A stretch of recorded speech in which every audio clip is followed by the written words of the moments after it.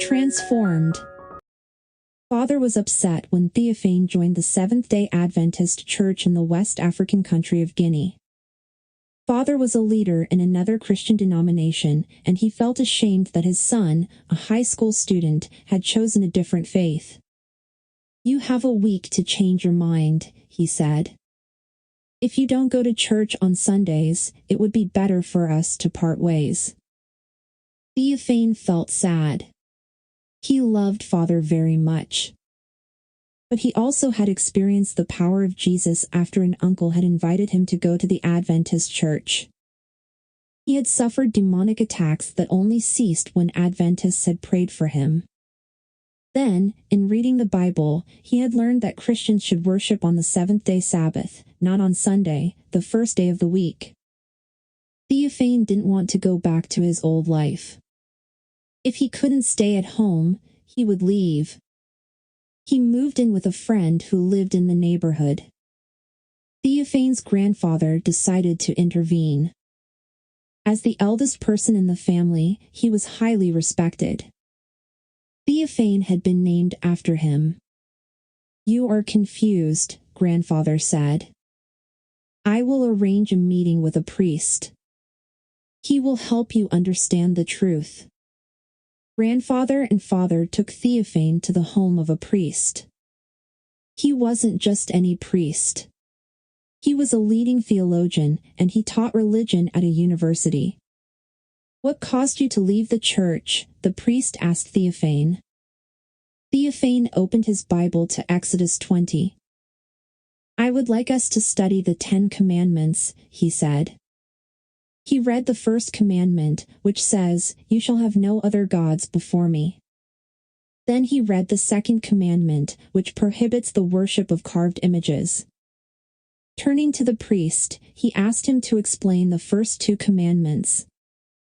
The priest defended carved images in the church. He said the Israelites were saved by looking at a bronze serpent raised by Moses in the wilderness, and Christians today can be saved by looking at icons. Theophane moved on to the 4th commandment, which says, "Remember the Sabbath day, to keep it holy." The priest countered that the law was changed. Theophane responded with the words of Jesus, "Do not think that I came to destroy the law or the prophets. I did not come to destroy but to fulfill." Then the priest accused Theophane of not obeying the 5th commandment. "Do you love your father?" he said. "You aren't doing what he tells you to do. God says, 'Honor your father and mother.'" Theophane replied, "But Jesus said, 'He who loves father or mother more than me is not worthy of me.'" The priest looked at father. "It's over for your son," he said. "Don't let him ever live at home because he will contaminate other people." Leaving the priest's house, father was furious. He threatened to burn Theophane's birth certificate and sever all ties with him. He cursed the uncle who had invited Theophane to the Adventist Church. Theophane defended his uncle. "He never taught me anything bad," he said. "He just showed me the way." Father complained directly to the uncle, and the uncle reminded him about the demonic attacks. Theophane was in deep trouble, he said. "You took him to many physicians and gave him medicine. You did your best, but nothing helped. The boy didn't follow me. He followed the word of God." 8 months passed. Theophane's life changed drastically. Not only did he remain free from demonic attacks, but he also grew into a kind, generous young man. Neighbors who had once sought to keep their children away from him and his bad influence now wanted their children to be like him. Father was amazed at the remarkable change, and he called the uncle to thank him. "Thank you for what you have done for my son," he said. "The boy who we knew before is not the same person today."